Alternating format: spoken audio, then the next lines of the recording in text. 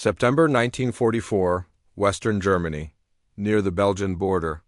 Dawn arrives slowly beneath a ceiling of low cloud and rain. The trees stand close together here, their trunks dark, wet, and endless. The ground is soft, churned into mud by boots and shells. Somewhere ahead, a branch snaps. No one speaks. An American infantryman steps forward, rifle held tight against his chest. He cannot see the enemy, he rarely will. In this forest, death does not announce itself. It falls from the treetops as steel fragments. It waits beneath leaves as pressure mines. It echoes as artillery that never seems to stop. This is not a charge. There are no sweeping maneuvers, no clear objectives visible from the ground. Only orders to advance, only trees, only losses. Maps and distant headquarters describe this place with thin green lines and simple labels. But on the forest floor there is nothing simple. Every yard is contested. Every hour costs men. By the time it ends, this battle will be called a victory. But those who walk into the Hürtgen forest are already stepping into something far more costly than defeat, a decision rooted in the wider war pressing in from all sides. By the autumn of 1944, the war in Western Europe appeared to be turning decisively in the Allies' favor. The landings in Normandy in June had succeeded at a cost that was already staggering, but the German army in the West had been badly damaged. By late July, Operation Cobra had shattered German lines in France. American armored columns surged eastward. Paris was liberated in August. The Allied advance became so rapid that supply lines struggled to keep pace. For many commanders, it felt as though Germany itself was finally within reach. Yet beneath this momentum lay unease. The German army, though wounded, was not broken. It was retreating deliberately, trading space for time, pulling back toward prepared defenses inside the Reich. The closer the Allies came to Germany, the more the terrain, infrastructure, and weather began to favor the defenders. By early September, Allied forces stood along a broad front stretching from the North Sea to the Swiss border. The question facing Supreme Headquarters Allied Expeditionary Force was no longer whether Germany could be defeated, but how, and how quickly.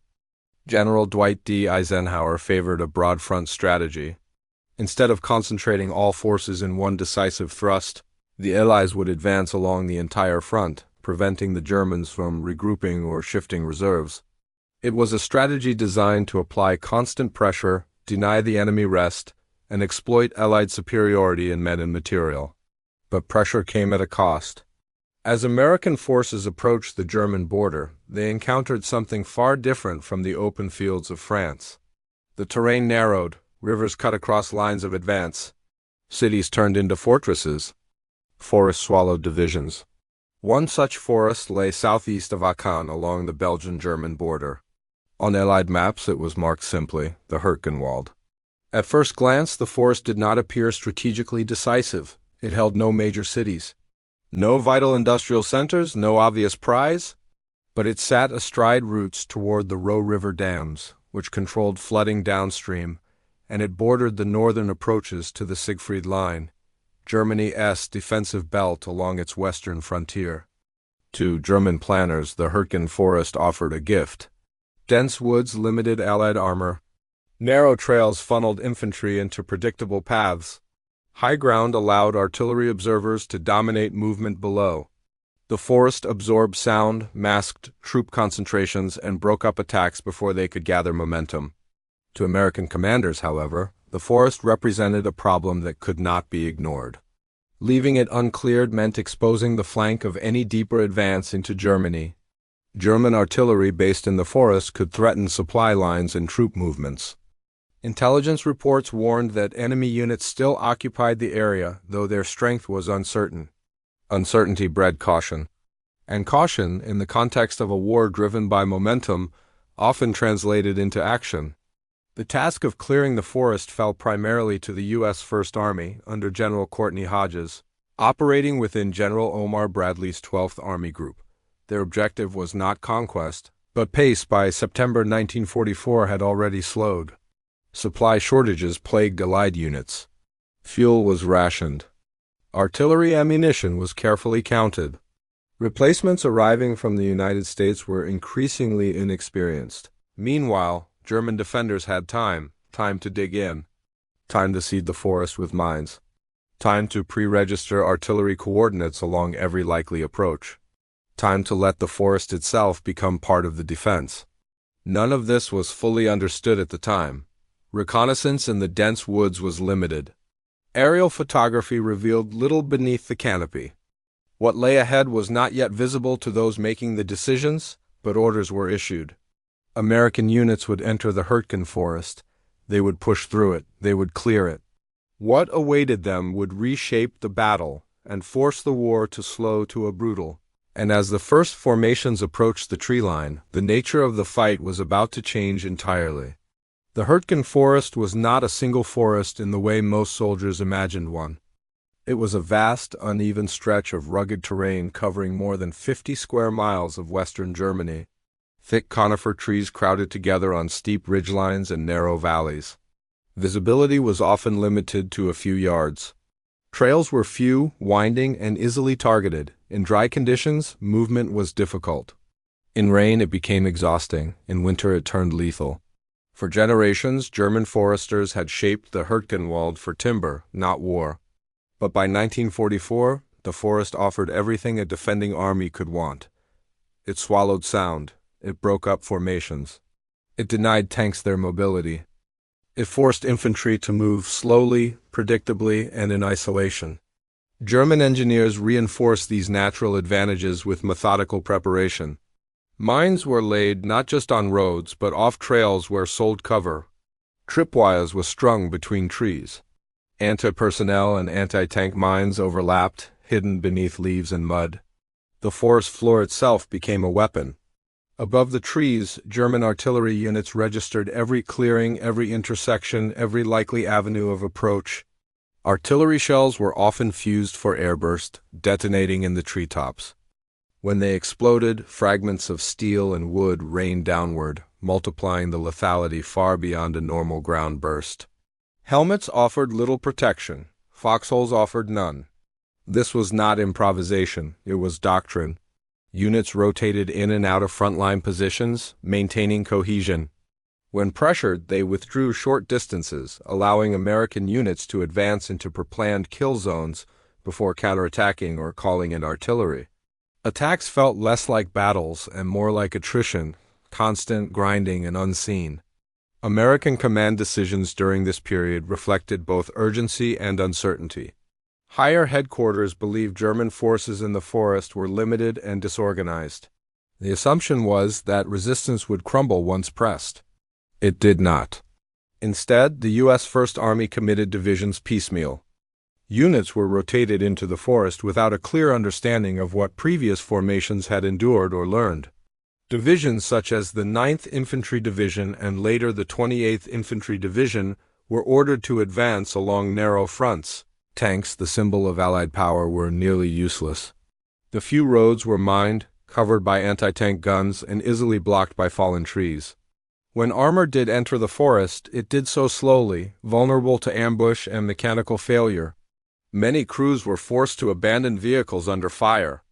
Air power, another cornerstone of Allied dominance, was largely neutralized. Low cloud cover, rain, and the dense canopy made close air support rare and inaccurate. The forest absorbed explosions. Targets disappeared before they could be identified. Communications suffered. Radios failed beneath the trees. Wires were cut by shell fire.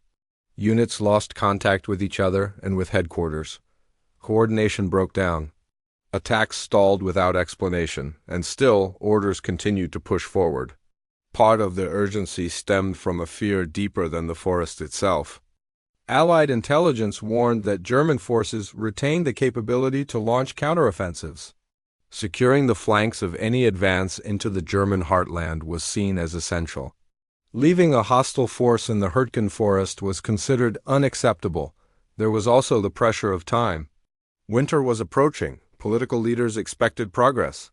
The war, many believed, could be finished by Christmas. In this atmosphere, hesitation was dangerous. Withdrawal was unthinkable. Momentum had become doctrine, so the forest was entered again, and again, and again. Each new division inherited the same terrain, the same mines, the same artillery, and the same lack of clear objectives. Casualties mounted without dramatic gains. Hills were taken, lost, and retaken at enormous cost. By October, the Hurtgen Forest was no longer just a geographical obstacle. It had become a battlefield that consumed entire units, and yet, despite the losses, the battle continued, driven by the belief that stopping would be worse than pressing on. As autumn turned toward winter, the fighting in the forest deepened. For the American infantrymen, the Hurtgen Forest was not a battlefront. It was a condition. Days blurred together beneath the trees. Rain soaked uniforms until they never fully dried. Boots rotted, feet swelled, trench foot became common. Sleep came in fragments, broken by artillery that arrived without warning and left without explanation. There were no clean lines of advance. Platoons advanced in single file, separated by trees, losing visual contact within seconds. A man could be hit 10 yards away and no one would see where the fire came from. Medics moved cautiously, often becoming casualties themselves. Fear was constant, but it was not the sharp fear of a charge. It was the slow, corrosive kind, the kind that settled into the chest and never left. Minds made every step a calculation. Even stopping to relieve oneself could be fatal. Replacements arrived fresh, clean, and unprepared. Veterans watched them closely, knowing many would not last a day. There was no time for orientation. The forest taught its lessons quickly and without mercy. Mail rarely reached the front. Hot food was a memory. Men carried their dead to the rear when they could, and when they could not, they marked the location and moved on. Grief had no space to breathe. By October, many units were physically present but mentally exhausted. Combat effectiveness eroded not from cowardice but from attrition of the spirit. The forest did not need to defeat the infantryman outright. It only needed to keep him there. And it did. The Hurtgen Forest fought like an enemy. The terrain forced predictable movement along trails and ridgelines. German gunners knew these routes by heart. Artillery fell not randomly, but with intent, timed, registered, adjusted. Air-burst shells detonated above the canopy, showering fragments downward in widening cones of destruction. Trees splintered into jagged spears. What survived the steel was cut down by wood. Mines were layered with care. A man stepping off a path might trigger one. A man stepping back onto it might trigger another. Clearing them was slow, dangerous, and often incomplete. Rain shifted soil, leaves concealed danger anew each night. Weather compounded everything. Fog limited visibility to a few yards. Rain turned slopes into slides. Weapons malfunctioned. Radios failed.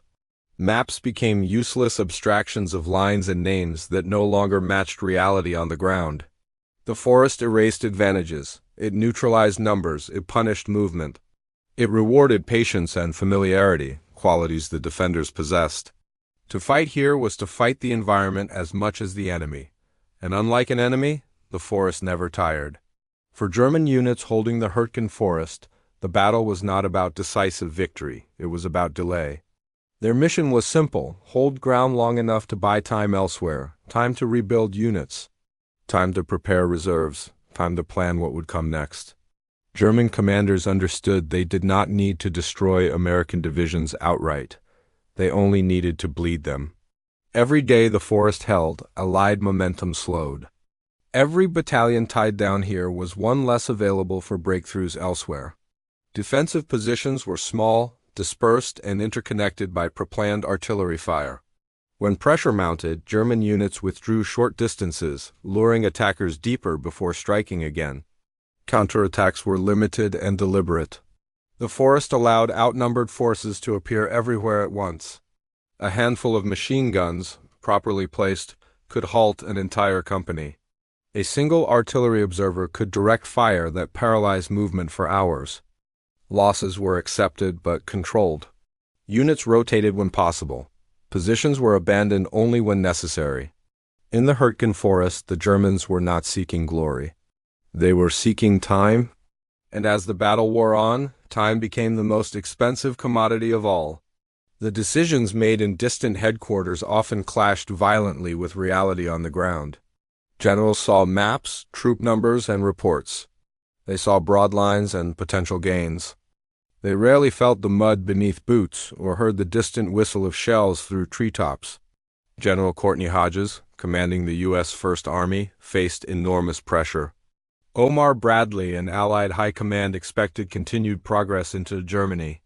Holding back seemed to invite criticism, even though the conditions for advance were worsening. Orders reflected this tension. Attacks were repeated along the same narrow paths, often without proper reconnaissance or artillery preparation. Reinforcements were fed into the forest piecemeal, leaving units isolated and vulnerable. Lessons learned by one division were rarely passed efficiently to the next. Repeated frontal assaults became routine. Even when previous attacks failed, new commands urged forward. Commanders feared that withdrawing would embolden the Germans, threaten supply lines, and stall the larger Allied advance. Momentum had become not just strategy but a demand. The cost of these decisions was enormous. Units were exhausted before reaching objectives. Casualty reports, once considered numbers on paper, represented shattered cohesion and morale. But the drive to advance rarely allowed pause.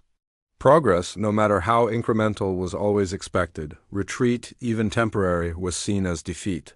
And yet, as each new order pushed men deeper into the forest, the larger question remained unanswered.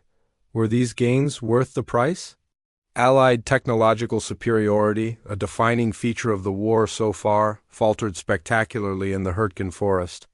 Tanks were essential in the open fields of France, crushing opposition and shielding infantry. Here, they were liabilities. Narrow paths and muddy trails trapped armor. Mines ripped through tracks and hulls. Trees provided perfect cover for German anti-tank guns. Crews were often forced to abandon vehicles under fire. Artillery, the lifeblood of American support, struggled to adapt. Dense canopy absorbed blasts. Accuracy suffered. Observation posts could see only fragments of the battlefield. Shells often fell where they could harm neither enemy nor defender. Ammunition expenditure skyrocketed while effect plummeted. Air power, which had dominated the skies across Normandy and France, proved almost useless. Fog, low clouds, and forest canopy prevented reconnaissance and limited bombing runs. Close air support could not distinguish friend from foe. Planes flew overhead, dropping bombs into invisible forests, often without effect. Soldiers on the ground could hear the engines, but rarely saw relief. Even radios supposed to maintain command and control failed. Wires were cut, batteries drained in the damp cold. Units lost contact, leaving small formations isolated, unsure if they were advancing, retreating, or surrounded. Technology, which had given the Allies decisive advantage for months, became almost irrelevant. In the forest, it could not protect, it could not guide, and it could not prevent casualties. The battlefield had turned tools of modern warfare into liabilities. Perhaps the most insidious impact was the human cost. Replacements arrived fresh but inexperienced, stepping into a cycle of exhaustion and fear. Veterans, often already near breaking point, were expected to guide them while surviving themselves. Letters home dwindled. News from the front rarely mentioned the Hurtgen Forest. Families knew of the war, but not this fight. Soldiers began to see survival, rather than victory, as the only realistic goal. Division after division emerged physically intact but emotionally shattered. Combat effectiveness was replaced by sheer endurance. For many, the forest became not a battlefield but a memory of relentless attrition, one they would carry long after the guns fell silent. By the winter of 1944, the Hurtgen Forest had become more than a tactical obstacle. It was a crucible that tested men, machines, and command alike. Each angle, infantry, terrain, German strategy, command, technology, morale, intersected to create a fight that could only end in profound cost. And as November approached, the battle approached its ultimate test. The forest would demand its final reckoning.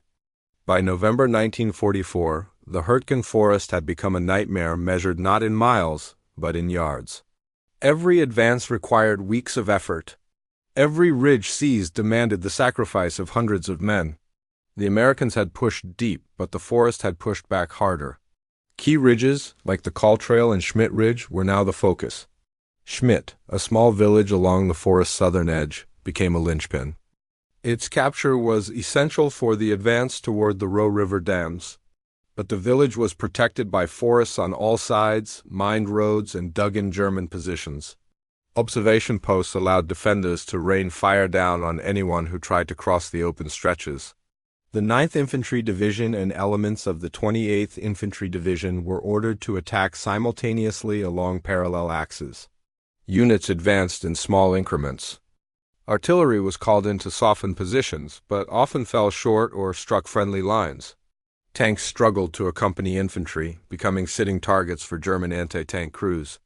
November weather compounded the misery. Rain turned slopes into mudslides. Cold seeped into every uniform. Frost appeared overnight. Soldiers' weapons froze. Trenches filled with water. Soldiers became slower, fatigued, and increasingly disoriented. Each day in the forest became a test of survival. By mid-November, the cost was staggering. Casualty figures rose daily. Regimental strength was halved, then halved again. Soldiers who could walk were often incapable of fighting effectively. Units lost cohesion. Commanders tried to coordinate attacks across narrow trails, but communication breakdowns were frequent. Orders sent from headquarters arrived hours late, sometimes contradicting local conditions. Still, the attacks continued. At the same time, German defenders were adapting. Short withdrawals, followed by ambush, disrupted the rhythm of American attacks. Mortar teams struck hidden paths. Machine guns covered crossfires along the narrow trails. Artillery pre-registered on every likely approach. German losses were high, but the defensive depth of the forest allowed replacements to rotate in and hold critical positions.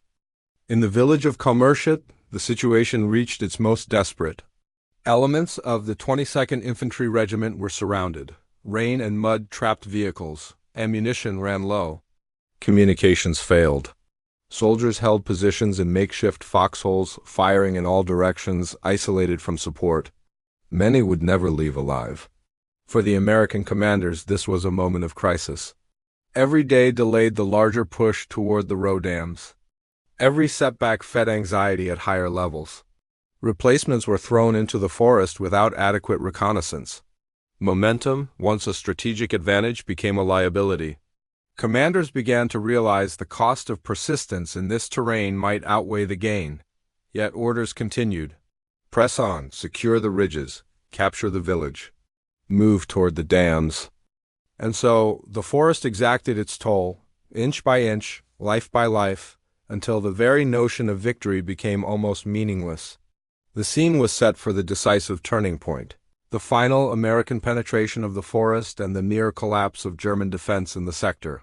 The months-long battle, fought in mud, rain, and blood, would reach a conclusion, but not without leaving deep scars that would outlast the war itself.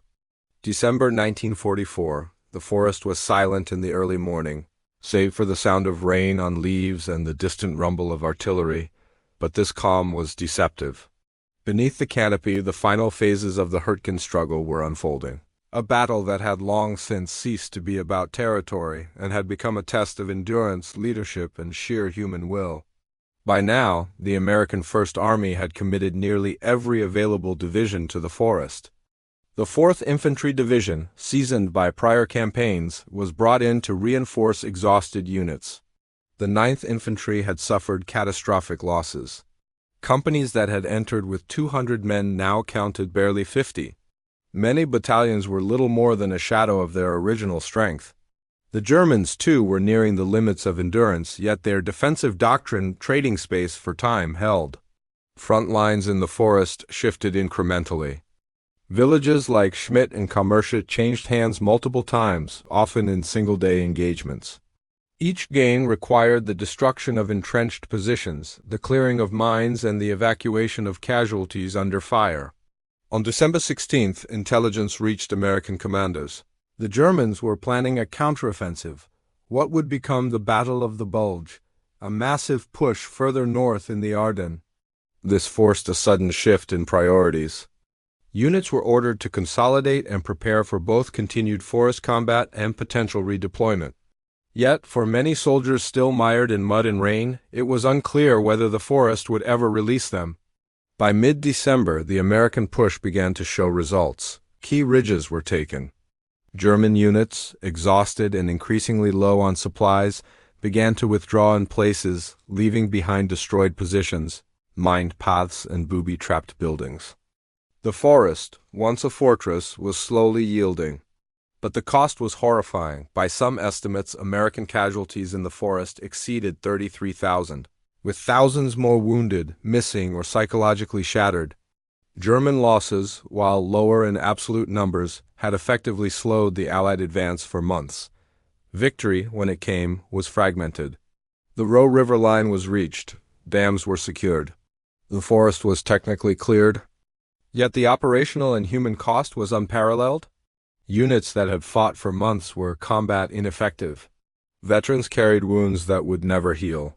Replacement troops were demoralized before even seeing serious action. The tactical objective had been achieved, but at a price that cast doubt on its necessity. Meanwhile, the forest itself, scarred, shattered, and silent, remained unchanged. The trees had survived, standing as witnesses to the suffering and tenacity of those who had passed through them. From above, the landscape appeared static, even peaceful, yet below the canopy lay a record of relentless struggle, attrition, and loss that would never be fully appreciated. The Hurtgen forest was cleared, yes, but the narrative of victory was overshadowed almost immediately. Within days, the German counteroffensive in the Ardennes, the Battle of the Bulge, would seize headlines. Photographs of snow, tanks, and advancing columns displaced the memory of months spent in mud, rain, and forest darkness. The enormous cost of the Hurtgen operation was largely forgotten, buried beneath the scale of subsequent events. And yet, for those who had fought there, the battle was unforgettable. It was a lesson in the limits of planning, technology, and human endurance. It was a victory that left no triumph, only memory and scars that would last long after the guns fell silent. When the fighting finally subsided in February 1945, the Hurtgen forest stood quiet once more. But the silence was deceptive. It concealed not the enemy, but the magnitude of loss. Entire divisions had been reduced to skeletal formations. Regiments that entered the forest at full strength emerged as fragments of their former selves. In some cases, a company of 200 men had been reduced to fewer than 50 effective soldiers. Casualties among the Americans were staggering. Estimates suggest over 33,000 men killed, wounded, or missing, a number that includes elite units alongside newly arrived replacements. Among the dead were soldiers barely trained, others who had survived Normandy and France only to face attrition on terrain that favored neither bravery nor technology. German losses, though smaller, were still severe, particularly in elite paratrooper and machine gun units tasked with holding key positions. Still, their attrition was sustainable due to shorter supply lines, interior lines of communication, and defensive depth. Psychologically, the battle left scars as deep as any physical wound. Soldiers reported feelings of hopelessness and disorientation. Letters sent home described mud, rain, and the unending terror of mines and snipers, often without mention of enemy bodies. Units rotated out carried not only the fatigue of combat, but the trauma of witnessing friends fall to invisible threats. Veterans' accounts from the period speak of a forest that seemed to breathe death, a place where survival was measured in hours, and victory felt meaningless. Commanders grappled with what they had endured. General Hodges, in internal reports, acknowledged the heavy losses and slow pace, but emphasized the strategic necessity of securing the forest before advancing toward the road dams. Omar Bradley later defended the operation, citing concerns about leaving a pocket of resistance on the flank. Yet historians and contemporaries questioned whether these objectives could have been delayed or approached differently, sparing thousands of lives. Infrastructure in the forest had been destroyed. Roads and trails were churned into mud. Villages like Schmidt were left in ruins, their buildings bombed, burned, or mined. Artillery craters scarred the landscape. The forest itself, stripped of undergrowth by shellfire and explosives, became a dangerous terrain even after hostilities ended. Mines and booby traps remained long after the soldiers withdrew. claiming the lives of local civilians and slowing post-war recovery. Yet, despite this human and material cost, reports to the press painted a more sanitized picture. Military communiques described progress, tactical success, and secured objectives. Newspapers rarely mentioned the staggering attrition. The Hurtgen Forest was, in effect, written out of the narrative of victory in Western Europe. It was a triumph in name only, overshadowed by the liberation of cities, the crossing of rivers, and the dramatic events of the Ardennes just weeks later. The forest had claimed more than ground. It had claimed the momentum, morale, and memory. Units that survived were too depleted to participate effectively in the Battle of the Bulge that followed. The Army's ability to conduct rapid operations was compromised. Even strategically, the victory could not be leveraged to significantly accelerate the push into Germany. And as the forest finally emptied of soldiers, the realization settled in among commanders and men alike: this battle had been won, but at a cost so high that it would shape operational thinking for the remainder of the campaign. The human toll had far outstripped the strategic gains. And the echoes of that realization would linger long after the forest itself had returned to silence. Strategically, the Hurtgen Forest produced a victory of questionable value. The Roe River dams were secured, but the delay imposed by the forest fighting allowed German forces to regroup elsewhere. The Ardennes offensive, the Battle of the Bulge, would erupt only weeks later, exploiting the depletion of frontline American units. In that sense, the forest had served as a slow attrition chamber, draining men and resources while failing to deliver a decisive operational advantage. Historians have long debated the necessity of the battle. Some argue it was essential to protect the flank of the Allied advance into Germany. Others contend that the forest could have been bypassed or contained, saving tens of thousands of lives. Evidence suggests that Eisenhower and Bradley were aware of the difficulties but chose persistence over delay, prioritizing speed and momentum over caution. The psychological cost, however, was undeniable. Soldiers carried memories of frozen mud, treacherous trails, and the constant invisible threat of mines and snipers. Letters, journals, and post-war interviews reveal the erosion of trust in command, the moral strain of repeated frontal assaults, and the sense of futility that haunted many veterans. Units left the forest physically intact but morally depleted. The replacement soldiers who entered were often ill-prepared, compounding the human cost. The local German population also bore witness to the devastation. Villages along the forest edge were flattened. Infrastructure, roads, bridges, and small towns was destroyed, delaying civilian recovery for months. The forest itself remained dangerous long after the fighting ended, with unexploded mines and booby traps posing threats to both soldiers and civilians. In public memory, the Hurtgen Forest faded. Contemporary press coverage focused on larger operations, the liberation of Belgium, and the dramatic events unfolding in the Ardennes. Military historians often describe the battle as forgotten or buried, despite the sheer scale of its casualties.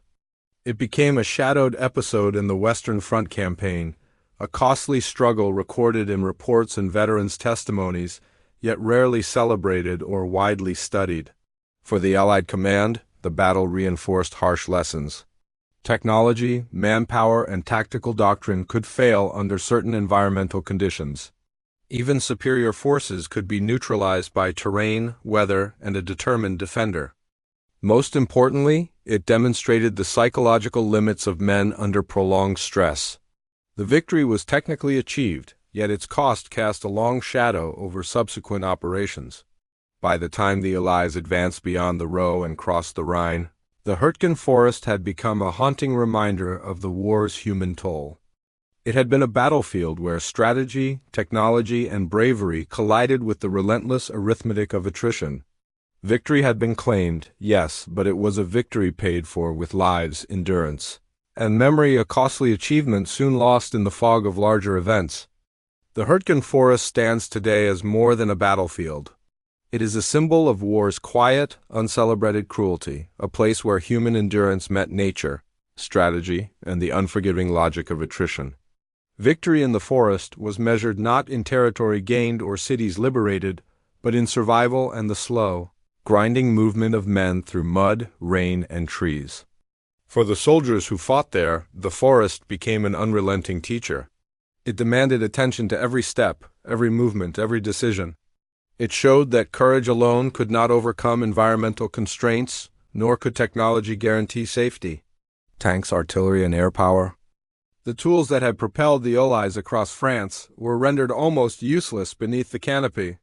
The forest turned advantage into liability, numbers into vulnerability, and morale into fragility.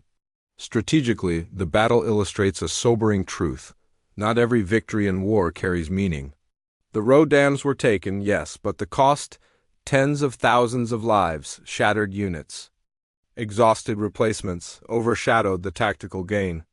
The forest exacted its toll in ways that maps, numbers, and reports could never fully convey.